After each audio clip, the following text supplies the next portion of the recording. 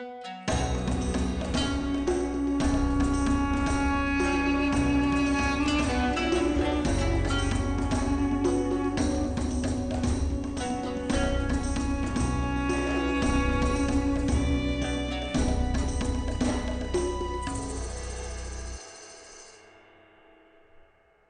ad break time. I'm proud to announce that the Beyond Solitaire podcast is sponsored by Central Michigan University's Center for Learning Through Games and Simulations. And as usual, they are up to some amazing things. Their next game, Hydrologic Cycle, is scheduled to come to Kickstarter on March 26th.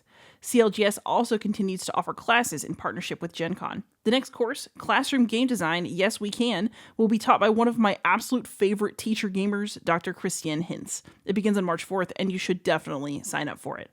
I'll also include a final plug for myself. If you like the show and want to support it, you can do so by going to patreon.com/beyondsolitaire. Thanks to listeners like you, I've been able to keep upgrading my equipment, subscribing to StreamYard, and more. But for now, let's get on with the show. Hey gamers, this is Liz Davidson from Beyond Solitaire, and this week on the podcast, I have a very special guest. This is Betsy Joslyn, another Elizabeth. Fantastic. And she is a professional war gamer at IDA. So, Betsy, I know that you can't talk about all aspects of your job, but do you want to tell people the basics of your job? I can try. I can try my hardest. So yeah, I'm a professional wargamer at IDA, which is pretty awesome. I get to make games for a living that then no one ever really gets to see, but it's still a wonderful process. Working with a fantastic group of people. So a lot of what we do is coming together to work on obviously national security given topics to help design some sort of tabletop exercise or war gamers for our participants, which or come from a range of different Department of Defense entities to help them examine problems from a different perspective, get them out of their biases, get them out of what they kind of know and think and talk about from day to day, and really try to get them to dig deeper and identify their own assumptions and beliefs when they've thought about these processes. And a lot of the goodness of professional wargaming comes from that alone.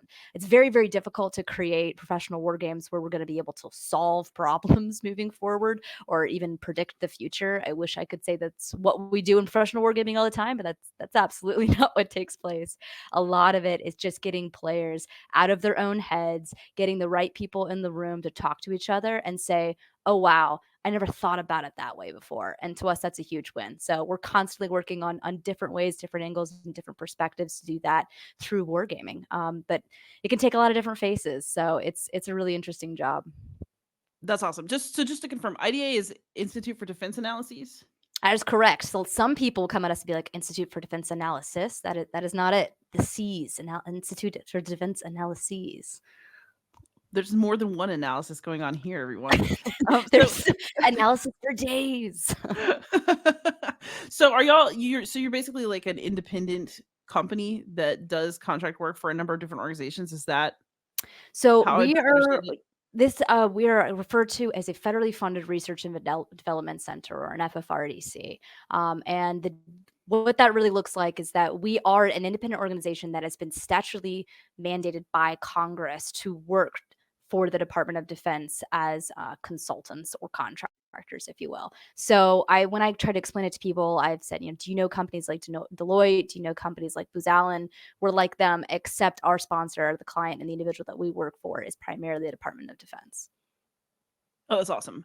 So I know that you can't give too many specifics, but what types of range of topics can you cover as a professional wargamer? I think when people think about war games in the hobby space, we're fighting still about whether, a historical conflict simulation of any kind can count, or is it only pew-pews on hexes? But I'm pretty sure that's not how y'all understand it at all. So when you're talking about professional wargaming, what does that entail?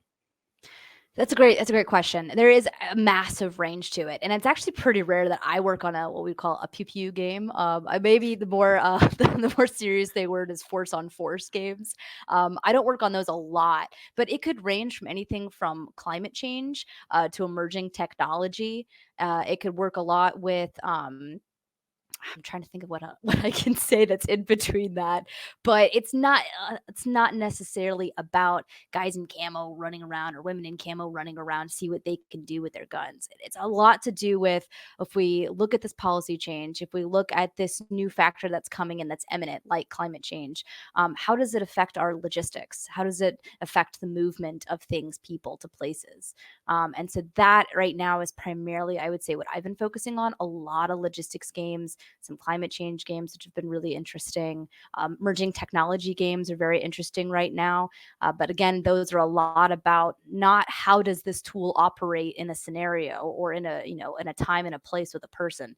It is a lot more to do with what are the assumptions and beliefs that this person is bringing to the table about this thing, and what are some challenges and opportunities that we should consider and think about when working with this thing in the future. So not necessarily about the thing, it's still very, very much about the people. Nice. And then the games that IDA is making, are you making things that look like board games, like there's pieces moving around the table, or are you doing something that's more like, I think it's the seminar games. I think it's like a model you in Right, right. type thing where they're role playing. So, like, again, different phases of games, right? I've absolutely been part of board games where we've got maps, incredible maps that we've been working with, pieces from, 3D printers or ones that we've maybe purchased from Outhouse, brought in and put stickers on. They're moving them around, the rolling dice, there's cards involved. But sometimes might look more like a seminar or what I refer to as a tabletop exercise, where we've got maybe a scenario or a situation and context that we're asking the participants to think about, and then we're using lots of structured analytic techniques to help draw out different perspectives and different opinions about, again, those beliefs and assumptions regarding the situation at hand. And a tabletop exercise is very different from a war game, in that for us, a tabletop exercise is about drawing that discussion and, again, identifying those challenges and opportunities. And a war game has a little bit more of that adjudication to it. So you've made a decision, and then based off that decision, something else is going to happen. So for us, war games might be a little bit more involved, and I typically see those board game pieces with our war games, where a tabletop exercise might have a map involved, but it's much more about drawing out the right kind of discussion and conversation with the participants in the room than it is moving pieces and rolling dice. That's really interesting. So you've mentioned several times that part of your job is to offer different perspectives and to elicit productive discussion, that maybe you can't predict the future or, help people discover the exact right solution to a problem, but you can get them to think in a different way. How do y'all do that? A lot of it, structured analytic techniques are actually a really great way to do that, because it is intentionally finding a way to move you out of your bias, to get you out of the chair that you consistently think in and look at it from a different perspective. One of my favorite structured analytic techniques is called worst possible idea. I always joke and say I'm really, really good at that. But I will have someone come into a room and I'll say, here's what we're doing. Let's say this policy was implemented, and I'm going to tell you right now, like, it's not going to work, right? Or I want you to tell me what's the worst possible idea to get this policy done. What's the worst thing that you could think of in order to do this? The other structured analytic technique that I was starting to hint at is called postmortem, where it's like, what if I already told you this thing didn't fail? Tell me why it failed. And so we're getting people to answer problems, but we're getting them, I won't call it the long way, but a different way. We're making them work around the problem and answer questions they wouldn't typically think about. And then when all of that comes out and brought to the table, all of a sudden the participants start to see different things in the ripples that they've created. And we start to bucket different ideas and concepts. And next thing you know, there's like structured brainstorming that's gone on, or there's a new rare perspective that's been shared that nobody else considered. And so in tabletop exercise specifically, I would say there's lots of opportunities to just get people outside of their bias, get people outside of their norm by asking those questions and leading them there through facilitation.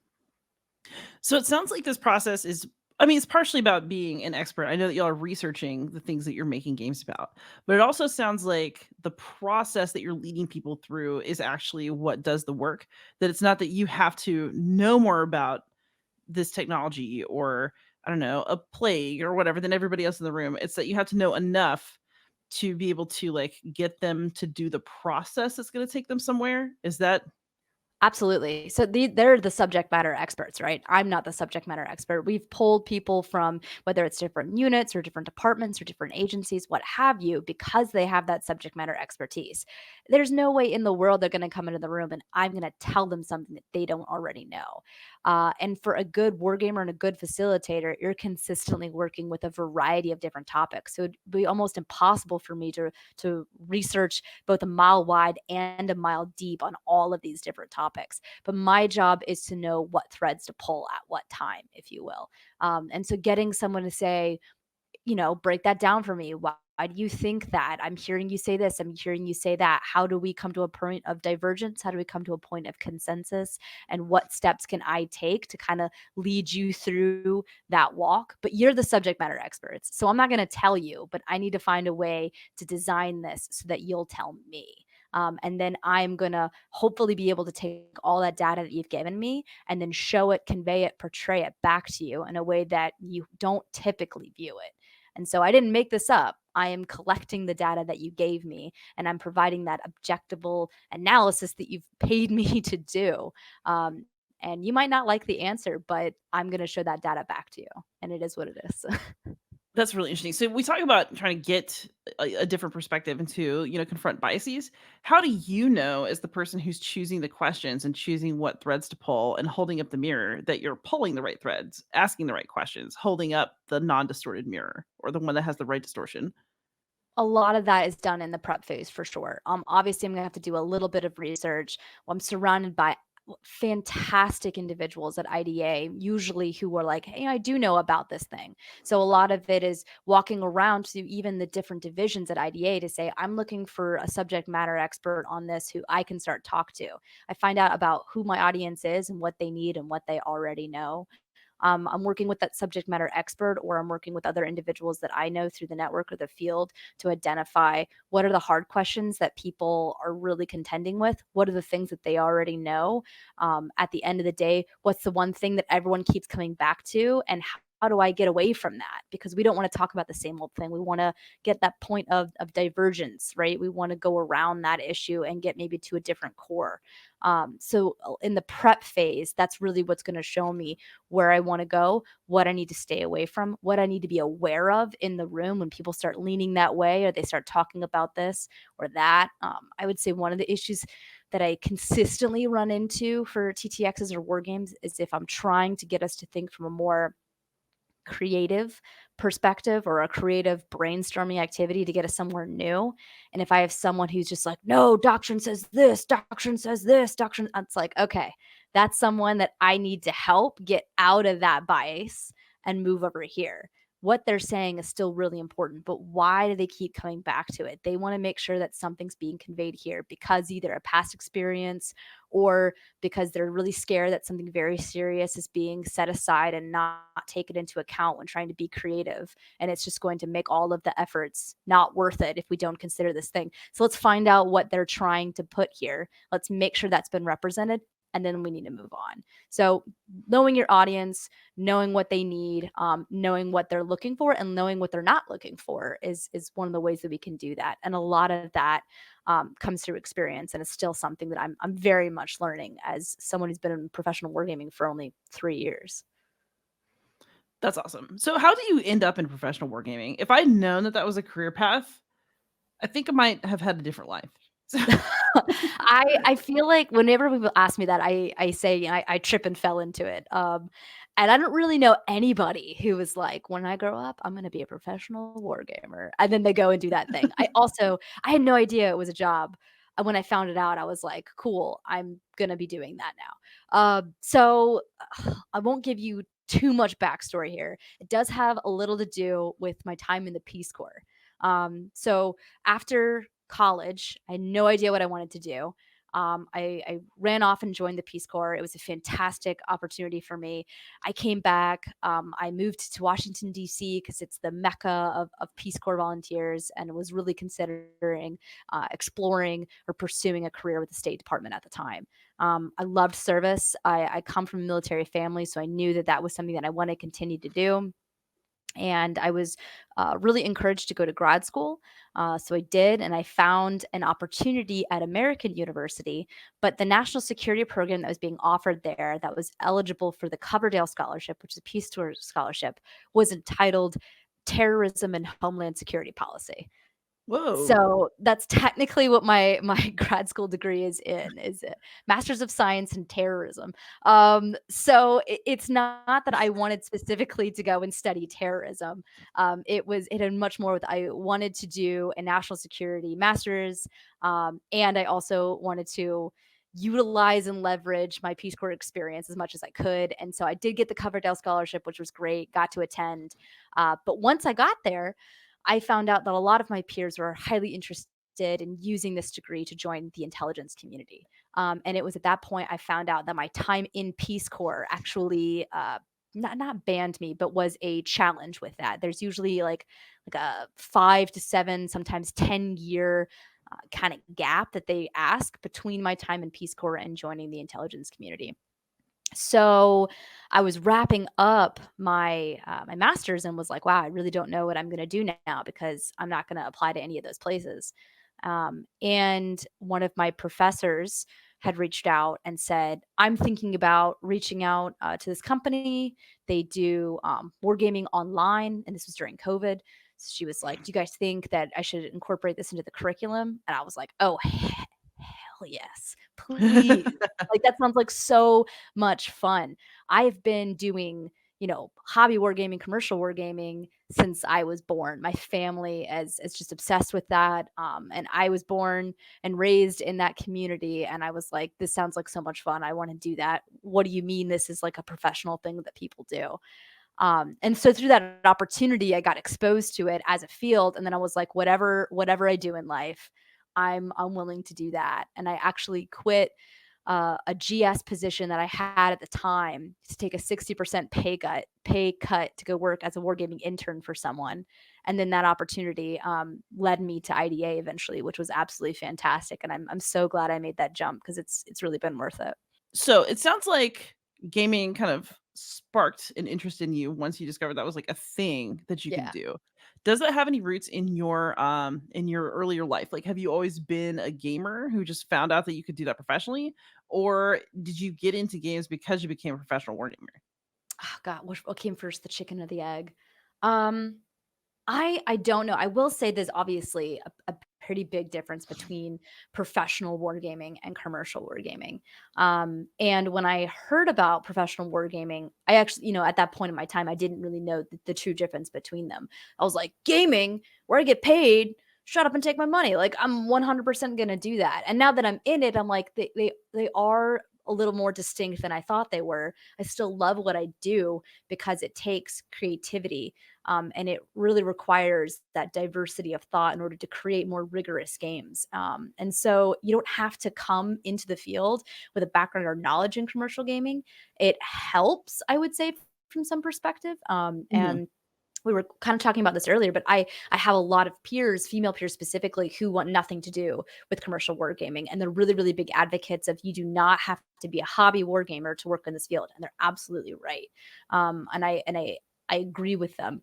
I would say, however, that exposing myself to more mechanics on the commercial side really, really helps the way that I look at designing professional war games when thinking about the variety of different mechanics at hand. One of the biggest differences I think about, maybe it's not the biggest difference, it's a difference about professional wargaming and commercial wargaming is that we will incorporate things into professional wargaming that have no impact on the game itself. So we might be looking at if you're representing some sort of regime, we're looking at regime stability. Is it unstable? Is it stable? And I might have something in the game that impacts that track, but just Right. because your regime is unstable actually doesn't have it doesn't work backwards into the game. With commercial wargaming, everything is tied to each other. Because of this, you can now do this or you can't do this, which means you have to go here.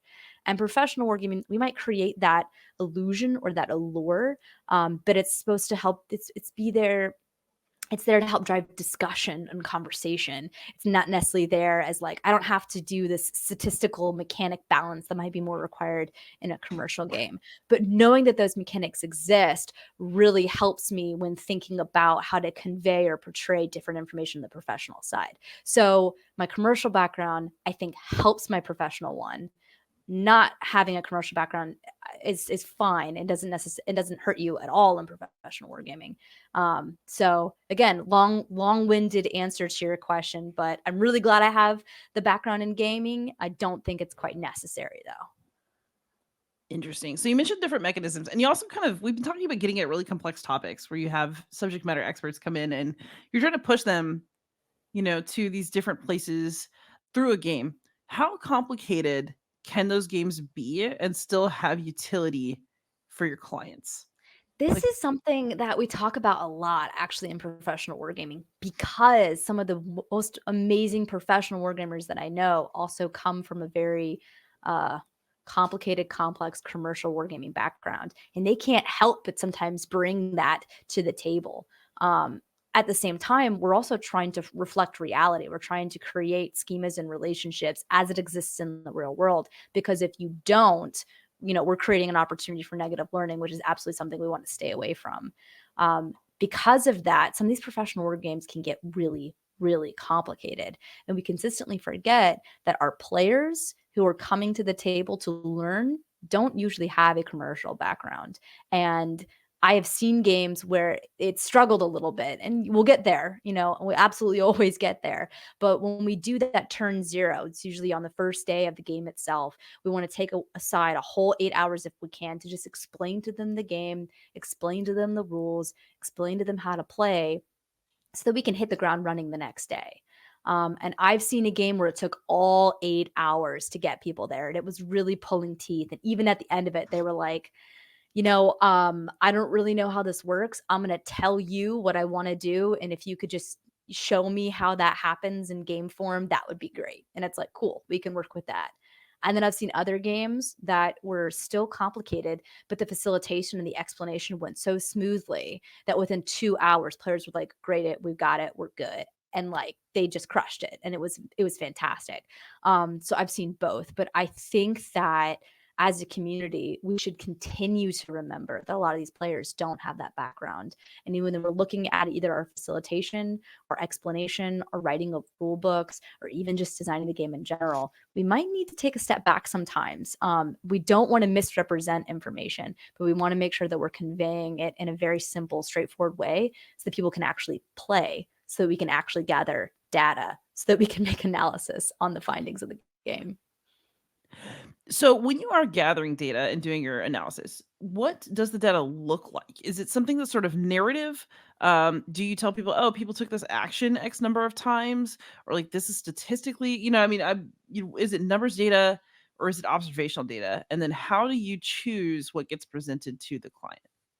That's a great question. We could talk about this for just like the rest of the podcast if you want. So cut me off when I'm talking too much. But it is both. Some of it's going to be numerical data and some of it's going to be observational. Typically, when we have note takers come in to help us out in these scenarios, we might even split them up and say, this group, I want you to take notes specifically on the actions that are taking place in the game. What player played what at what time, and maybe you could even ask them a little bit of why, and maybe talk to them one-on-one so they can give you their reasoning behind that action. And then maybe another group of note takers are maybe taking a step back and looking at a much larger picture and saying, what's the body temperature of the room, what teams are talking to others or refusing to work with others. Maybe I can walk around and get a big picture idea of what's going on with the game, and how people are playing and approaching the game itself. So that means at the end of the game, though, I've got miniature, minute, like lots and lots of data on a very, very small piece of the pie. And then I've got some people who give me a much bigger slice of the pie. And it's my job to kind of take all of that information together and identify, all right, what are highlights? What was emphasized? What are the big takeaways here? So usually after a war game is done, we'll try to do what we call a quick look, which is a quicker turnaround for the sponsor to say, this is, this is not our analysis yet. This is just stepping back, taking a big look picture at what happened. Here's what we're seeing. Here's what some of the data might suggest, but it's going to take a deeper dive. And then we do that deeper dive, and that deeper dive can take anywhere from 3, 4 months, sometimes maybe even a little bit longer. And we want to convey to the sponsor, here's what happened in the game. Cut and paste, black and white. These are the things that happened. And then we want to be able to step forward and say, and here's why they happened. And this is where we're looking at both the participant data, what they were feeling, the rationale, the reasoning behind it, what that highlights again about beliefs and assumptions about some of the decisions being made. We'll look at kind of a pre and post test almost of before the game, what were they thinking about the scenario and the actions they wanted to take after those actions had taken place and they saw how it was adjudicated. Did it change how they thought about that scenario or not? We collect all of that information. We try to bucket them again. If I've had multiple participants saying the same thing, maybe that's a higher highlight. If I had an anomaly happen, if I had like a side piece thing that happened, I want to make sure I call that out. I want to spend also a good part of my report saying, these are the things that were not considered. These are the things that we did not take into account when looking at this game. So when you look at our findings, right, we don't usually make recommendations, but when you look at our findings, you need to look at them within this vacuum. We didn't consider that there could be a tsunami that happened out of nowhere and changed everyone's priorities, right? So we make a list of called constraints, limitations, and assumptions so that the sponsor absolutely understands the things that were within and without a scope of this project, and the things that also helped framed why we looked at it the way that we do. So before the game is even really developed, we'll work with the sponsor to develop something called essential questions.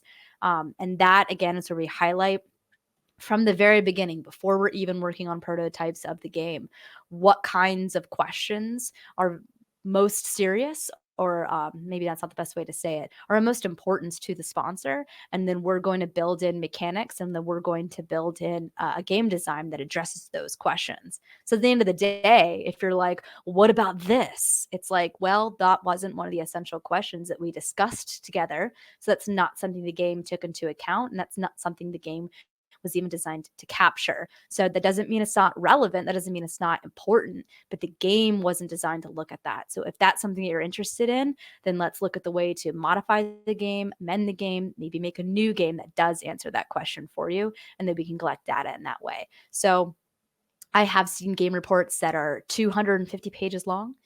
I have seen some that are 20 pages long. The longer it is, the less likely it is to be read. So I'm a big fan of, tightening it down as much as we can, and getting that bluff out there for our participants, for our sponsors. But that can be hard when you're working on a very complicated game. So we do our best. We do what we can. So, did the same people who collect the data, are they the same people who also were there for the essential questions phase and who designed the game and who Not led always. the game, or do you change like staff to handle different parts? And I guess how does that impact the kind of data that gets collected? Or y'all, do you feel that you train people so that the data is consistent regardless? That is, I think, something that we are still working on, is building a consistency of training for our note takers. Um, I think the wargaming team at IDA is a fantastic team, but we've got a lot of demand right now. And often I will need someone with more experience to help me facilitate or be a white cell adjudicator for a game. But that means I have less people to be note takers. So I'll have to pull from maybe other departments or divisions and ask for their help. But that means these individuals are coming in. They might have only had one exposure to the game before. In some worst case scenarios, if someone gets sick last minute, I'm pulling someone who's never seen the game before to come and do note taking, which can be a real challenge. And that kind of stuff happens all the time. But we are really starting to build a core group of individuals at IDA, not just at the Joint Advanced Warfighting Division, which is what I'm at, but other divisions as well, who we can consistently draw on to help us with these events. And the more that we have these individuals help us out, we're seeing a lot more consistency, and stability and rigor in the notes that are taken, which has been super, super fantastic. Still, from beginning to end, having the same team can be very, very difficult. Again, whether we start off with a core team and then new projects come in and someone has to be taken away from that project due to other priorities, other people get sick, items like that. That kind of stuff happens, and so it's pretty rare that you'll have a single team of the same individuals who are there for the essential questions, who are there for the design and the development, who are there for the game itself, who are there to analyze the data, and who are there to write the report. I got brought in to help facilitate a game with, I think, about 3 weeks notice. And again, the game designer did such a fantastic job that I was able to just capture the game really, really easily. I ended up facilitating it no problem. And that has a lot to do with the designer. But now I'm here helping develop the report because I was there. And I got to talk to obviously a lot of the participants, and I got a feeling for the room as I was adjudicating. So I have data that I want to contribute, and unfortunately, some of the individuals who were there to help with the report have now been drawn away for their priorities on other projects. So that kind of stuff does typically happen. But again, there's a lot of trust, which is pretty fantastic. And when you start off with good prep work at the beginning, when those essential questions were done with the sponsor, when there was thorough work to kind of lay out what was in scope, out of scope, what were the constraints, limitations, and assumptions. And when you've got really clear, straightforward design and rulebook writing, it just helps everything else down the line. And then you can to situations where you're pulling me in with 3 weeks notice and the game just went absolutely fantastic. I'm gonna give a shout out to Cameron Swan. He was the designer for that game. He did just such a great job. That's awesome. That's awesome. So, a question. You established essential questions and kind of client priorities at the beginning. But how often do the best insights that they have from war games line up with the questions they thought they were asking at the beginning? I would say rarely, and that's part of our job. We're going to get a lot of individuals who come in and say, "This is the problem," and they're not wrong. But sometimes we just say, "Hey, you laid out a problem, but it's a massive one, and we might not have the time or the resources to adequately capture all of that." So, some things we can do: we can look at just this piece of the puzzle, or we can back this up, and we can actually do some sort of workshop or a tabletop exercise, or even just an internal discussion to say, well, what's the problem that caused that problem? Maybe we need to back it up some more. Maybe we need to zoom in some more. And I would say very consistently, when we start to develop the essential questions with the sponsor, they'll start to see it from a different angle and they'll understand I can't do it all, but this we can do. And these are the top line questions that I care the most about in bulleted form, in a much more digestible and approachable form. And it's really, really great to work with sponsors who are open to saying, I have a question, and I understand that that question may change based on our discussion. And that is really what our job is to help the sponsor get there. But there's absolutely been times when they've come in and they say, this is our problem. And we do all of that work and analysis and breaking down, and we go, you know what? We 100% agree. That is the problem, and we're going to move forward with that. So it's all about having a trust and good relationship with our sponsors, which we are so far I've been blessed to do. I love the sponsors that I work with. They've been fantastic. So hopefully that continues in the future. So you clearly really enjoy your work at IDA, but you also have a gaming design and publishing life beyond that. So what are you doing outside of work that's related to games, both in terms of publishing that you're doing, which I think sounds really cool, and games that you're designing? Yeah, I feel like I'm doing I'm doing a lot. I'm trying. I'm I'm really kicking a few things off. I feel like I've got a lot of irons in the fire, but all of it is still in development. And something that I really didn't know before, especially in commercial wargaming, it could take me years to develop a game. Especially if the game just isn't where I want it to be, and I know it can be better. But even sometimes just balancing my personal life with my professional life and the things that I want to do in commercial gaming outside of that, some things just have to be put on the back burner. And because there's no, imminent deadline, and because no one's pushing me for those things to get done, they can afford to wait a little bit. And so that happens a lot. But right now, so I am a wargaming instructor for the Moore's Wargaming course, which I absolutely love doing. I am the head of programming for the Women's Wargaming Network, and I am the co-chair for Connections Next Generation. I've also, for the last 2 years, been presenting for Connections US and Connections UK, which has been a fantastic opportunity. And I recently just accepted a position at Johns Hopkins University. I will be teaching a wargaming course next fall on Wargaming 101, essentially for some grad students, which I'm really looking forward to. So these different kind of networks that I've been part of have really, really helped me kind of get opportunities to do new things. So I'm about to publish an article with Andrew Olson from CNA on training wargamers. Specifically, we're looking at what we call journeymen, who are wargamers who have had their foot in the door, have some more than maybe entry level experience in professional wargaming, but aren't considered very, very experienced yet. And Andrew and I put ourselves in this scenario where we've been in wargaming for 3 or 4 years, 3 to 5 years, but we would not consider ourselves like experts on any. Like if you gave me any topic that had to be in any format, right? I might struggle with that. There's some topics I know better than others, and some formats of wargaming that I know better than others. So how can we sharpen our skills? So that's something that I'm been working on really hard with him, and we're looking forward to getting that out soon. I also just finished a piece with Stephanie Game, who's the other co-chair from Connections Next Gen. We are looking to submit that piece to a journal soon, so I'm sure that will still take some time because it needs to be peer reviewed. But it's on Rulebooks, and we're really, really excited about that. It's based off some of the presentations that we developed and presented at Connections US and Connections UK. So get excited for that because eventually it will come out and it will be awesome. Yeah, can we get just I a little spoiler about, like, what are some of your overall conclusions about rule books? I'm just Oh curious. my gosh, you're gonna get me on another rant. So we were just looking at the next generation and the way that we convey information and the different ways that the next generation is actually absorbing that information, and kind of looking at rule books of the past, maybe rule books from the 70s, to rule books of the 90s, and then the rule books of the future, and what are things that we can take with us. We're living in such a great time where commercial gaming in general is really expanding, and we're getting like a whole new group of individuals who have not been exposed to gaming before, who are super interested and want to come to the game table, which we're all for, especially women, which I'm really, really excited about.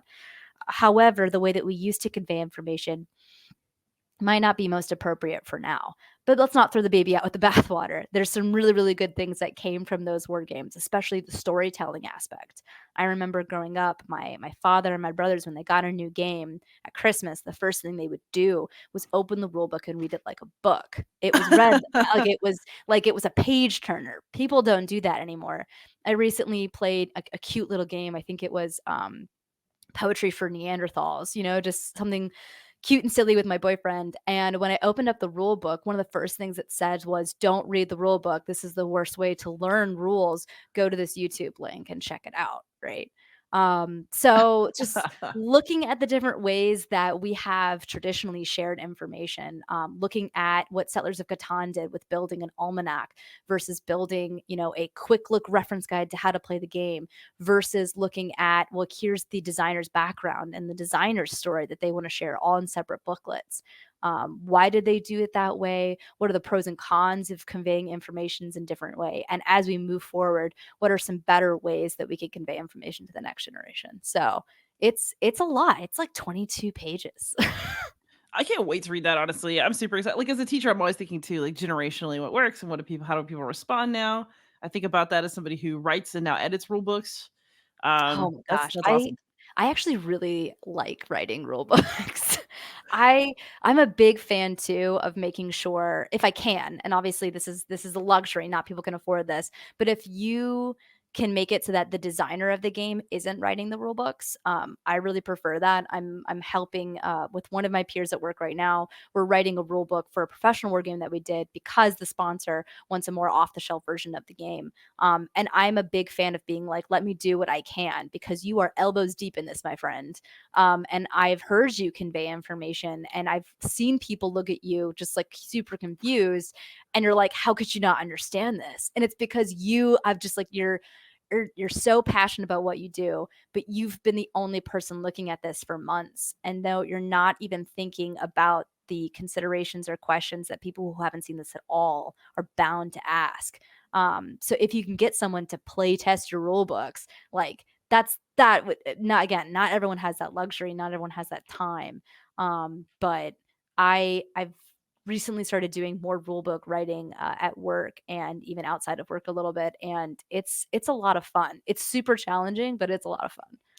Yeah, I got really lucky because David and I had wonderful playtesters for Night Witches who asked great questions about the rule book and definitely helped me make it better. So, That's yes, fantastic. playtesters, like the unsung heroes without whom games would not be nearly as good. Yeah, and unfortunately too for the designer because of time and resources, the rule book is often put until like last minute or it's the last thing we have to do. And it might be even the thing that's stopping you from getting this game out there and you're like, I just want it done. And there's a bias there that you got to be careful of. Yeah. And there's a few rule books that I've read that I absolutely wish would be rewritten. I'm not going to name what they are. I know one Spell right it. I'm kidding. now. I know one right now that I wanted to be rewritten, and it is getting rewritten, which I'm really excited about. And it's just a great game. The rule book is just not where it could be, and it's not because it's bad. It's just like it's just a little too ambiguous. And when you create rule books that allow or permit different interpretations of the game, you're not playing it the way the designer deemed, which can be super dangerous, especially for professional wargaming, right? So yeah, I'm excited about that piece coming out. I think it's gonna be good. I think it'll be well received. So stay tuned for that. Yes. I did also recently finish designing a game with Sebastian Bay for the Naval War College, Horns of a Dilemma, which is on ethics and leadership in the military. Really, really cool experience. And I think what was so rewarding about that was that it's actually a very simple game. It's nothing crazy. It's no Littoral Commander. Okay, like it's a card driven game. And it's really a game like most ethical games. It is meant to present you with opportunities for much further deliberation and discussion than is presented in the game itself. It's that game table talk that really makes the magic of the game come together. Despite the fact that it's so simple, so many so much of the feedback that we got from our play testers was like nothing like this had been done in this arena before, and it was really bringing to the table rich conversation that they were like, this kind of conversation is something that we usually have to pull teeth to get, or again we have to think of very different creative ways in teaching in order to get our students to this point, but you were able to create a card driven game that can do that and create off the bat very rich and rewarding conversations about very realistic and serious events. And that was so rewarding to hear that even though it was a simple game, we didn't do anything crazy. It had we'd done something that people hadn't experienced or explored before in this arena. So we're contributing to the field, and I absolutely love that. So well, I'm very excited to see where that goes as well. Naval War College is still playtesting it with their students currently. So I think in the spring, we're going to get some more feedback from them. But they love where the product is headed, and that's been absolutely awesome for us. So I'm glad that that effort has been checked for now. I don't know if it's done just yet. I'm trying to think. I just finished designing a micro game called Ooh. Medic. Yeah, it's fun. So IDA has actually put together a IDA micro game project, which we're calling Imp. And it is being led by a Bardvaj and myself. And we are just walking a few IDA employees, and this is we're doing it at IDA, but it is being done outside of IDA working hours on our own computers and our own resources. We're just walking them through how to design a microgame, which is something I'm really passionate about and is actually the topic that I instruct for the Moore's Wargaming course.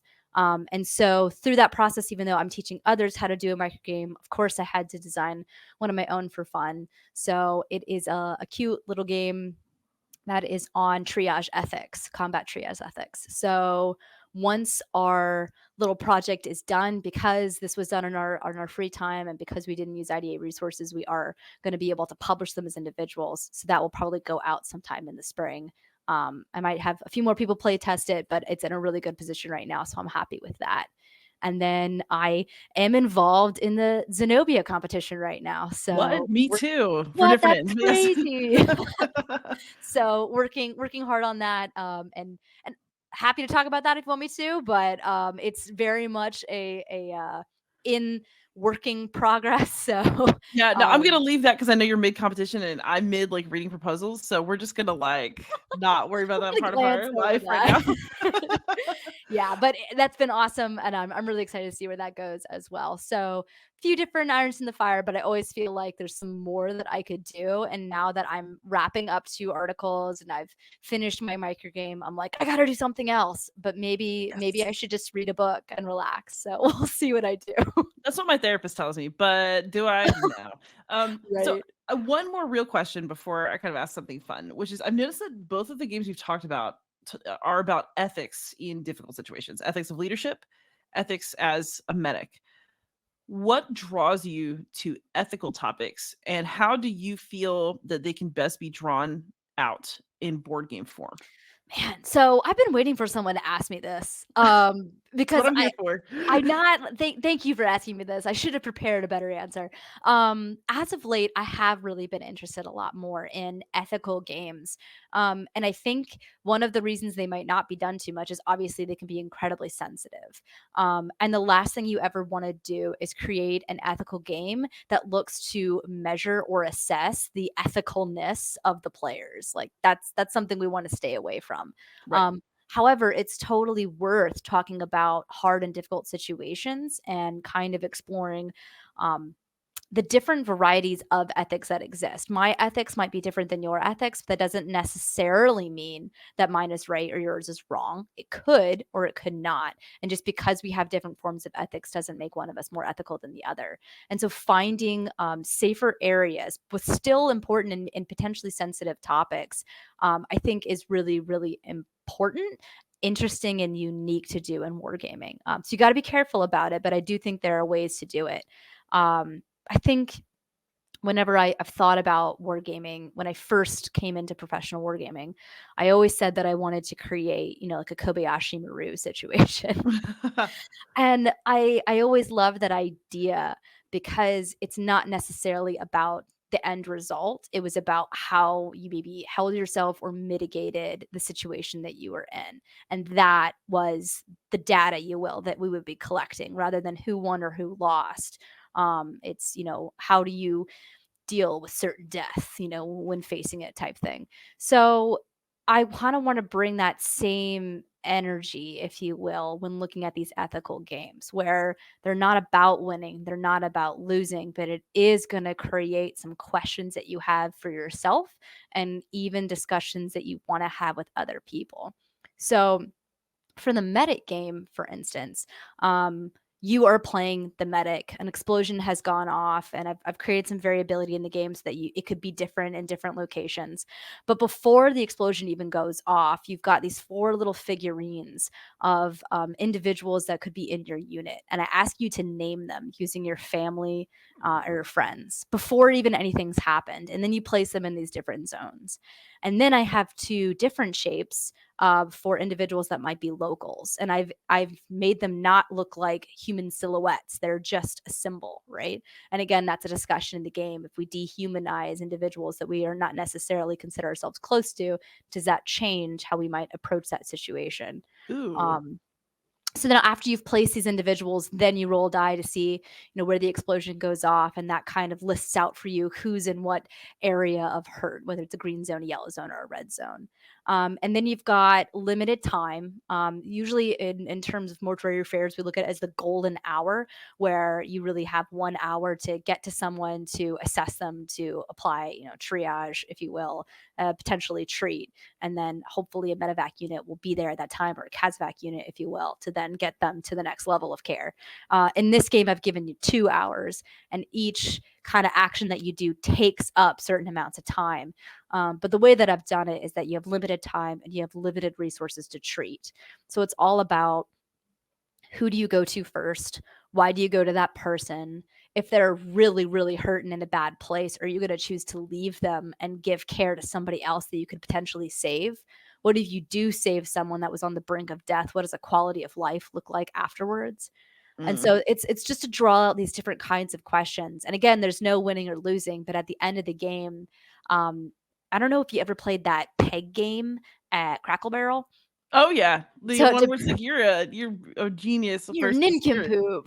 you're no Ramus." Exactly. But based on the number of pegs that you get is like you're this kind of, like a little narrative about how you're doing. And I did the same thing where you tally up points based off of what the end result is. And so you're trying to beat yourself, if you will. And you want to go back and do the game differently to see if you can get a little different narrative for yourself. But even at the end of the day, like again, if you save someone who's on the brink of death and they're like, okay, well, they have no limbs and they're now a vegetable, but someone who was maybe in the green zone who you ignored because you thought they were fine and they died because you didn't get to them close enough or you didn't have enough resources to help them out. Let's discuss about what you think about the scenario. You could be very fine with that. You could be like, I did what I could with what I had and I have no regrets. And it's like, understood, right? But let's have that discussion. And now, would you want to look at it from a different perspective? Would you like to make a different approach? And so it's a solo game. You're playing it against yourself. Good, I like those. And I love me a solitaire game. So it's again just there. It's not to assess if you're ethical or not. But again, the situation that I gave you is one that you're never going to be able to save everybody. You don't have enough time and you don't have enough resources.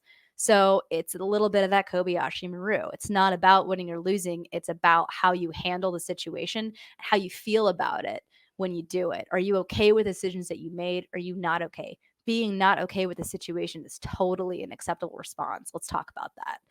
And so hopefully that's what the game's going to do. But even in the game, I've set up a section for these are questions to ask yourself. These are questions maybe even to discuss with another person. And that's where a lot of the meat comes out of these games. So ethical games might be pretty quick in terms of mechanics, but I'm really hoping that the nature of these games draws out a lot more serious and rewarding discussions. So we'll see if I make some more of them, but they've been eye opening to work with thus far, and I'm gonna keep exploring them for as long as I can, I think. Oh, man, I wanna play this now, so we're gonna talk after the show. But for now, just really quick, what games have you been playing for fun recently? So we've talked about brutal situation games, but what's been bringing you some joy as a player? Oh my gosh. So I will say that when you play games all day, and I don't do it every day, but there's absolutely some days where I come into work and I'm like, we're doing 8 hours of wargaming today. I'm either play testing or helping development. And those are fun days, but those are pretty exhausting days. And I am very blessed to have a partner who wants to play games as well. So when I come home, he's like, "You want to play games?" And I'm like, I would like a nap." So I have been looking for games that give my brain a break, if you will. Last night, I played Wingspan again. I haven't played Wingspan in a few months, and it was so much fun to just be like, this is light. The art is fantastic. The game takes what, 40 minutes, maybe. It was quick, it was easy, it was fun. That was great. But I think tonight we're going to be playing Shores of Tripoli, which is like maybe a little bit more serious, but still fun, quick, easy, simple two-player game. My dad has an epic collection of board games, but they're of an older time, if you will. So whenever I'm home, I kind of use it as a library experience, and I'll check out a game and then I'll return it and check out another. And I recently borrowed his Lord of the Rings game, and I also, because I've been sick for the last week, purchased all the extended versions of Lord of the Rings and just watched them all. So now I kind of want to play that game. Um, my favorite forever and for always, right, is Scythe. I just love Scythe so much. It's it's hard to find people who wanna play it with me because they open up the box and they're like, "This looks complicated." And it's just not as complicated as it looks. So sometimes I will play that game online through Steam instead because I can't find it's just one of those games that's a lot better with 3 or 4 people. It's still fun with 2, but, it gets more enriching with more people, so I play that on Steam from time to time. Um, I also recently just checked out from my dad's gaming library NO 1503, which was like one of my favorite games when I was a teenager. So I'm excited to play that game again as well. So now I'm just spewing off games that I've played, No, but that's fantastic. You gotta if you're making games, I believe in a healthy gaming diet. Sounds like yeah, I it's like going well that. for I you. like that. I like that. So, yeah, I took a break, I think, from gaming for a while. There was a certain point where I was just doing too much, and it was a little exhausting. and I had a game night with some friends, and it was like we were just, drinking some beer and having some game appropriate snacks, which is pretzels, and don't want any residue on the fingers kind of game snacks. And it was so fun and it was so lighthearted. And I was like, this is what I miss. Like, it doesn't always have to be serious. It doesn't always have to be about, man, I got to make sure I'm collecting data so that I can analyze these findings later. But like Well, you don't lighthearted analyze data games. at your friends' game night? I mean, maybe I should start. That would be like that would be a fun blog to be like, I've analyzed my friends and I's game nights and here's what I'm finding. Um, but yeah, it's all about playing when you want to play, right? When you're in the right mindset, and then getting together with some good folks, which again is a luxury. Not everyone has that when they want to have that, but I've got some pretty awesome friends who are always down to play games, which helps. Beautiful. And if people want to follow your work online, where can it be found? So I'm on Twitter. I have the weirdest Twitter handle of all times. It's not my fault. I can explain it. Okay. Back when I was working, doing some wargaming research for a company, and a lot of it was like I had to look up real people on Twitter to kind of see what their tone of voice was when they were tweeting, because I was helping. This is before ChatGPT. I was helping generate tweets to build a narrative game. So I got myself a Twitter for research purposes only. And I obviously have seen 1983 War Games. So I made a Twitter handle called Whopper underscore GTW 1983. So anyone who knows the movie War Games gets it, but anyone who doesn't know that thinks that I'm bot. So that's my Twitter handle. I have not changed it. It's still that. I only tweet about wargaming essentially, and I feel like I need to do more of it sometimes. But when I'm out there gaming, I'm trying to take photos of it as much as I can if I'm in an area where I can. I'm on LinkedIn. I'm on Facebook. I'm not on Instagram. Sorry, guys. That's a long story. I got locked out of my account. Can't figure a way to get back in. So I'll figure it out one day. But a super easy way to get a hold of me is through LinkedIn and Twitter. I check those regularly. So if you're interested about microgames or how to get into professional wargaming, absolutely reach out. I'm all about extending the pipeline for new wargamers, bringing again more people to the game table. Always, always. Let's increase the diversity of thought, increase the diversity of play. It's going to make better war games both professionally and commercially, and I'm super passionate about that. Fantastic. So everybody should go follow Betsy. I can be found anywhere online as Beyond Solitaire. But Betsy, thank you so much for coming on. It's been such a delight to talk to It's you, been a and blast. I'm Thank you. super looking forward to stuff that's coming out from you. Absolutely. Thank you so much. I appreciate it. All right, everybody, please like, subscribe, comment, ask questions, and most of all, happy gaming.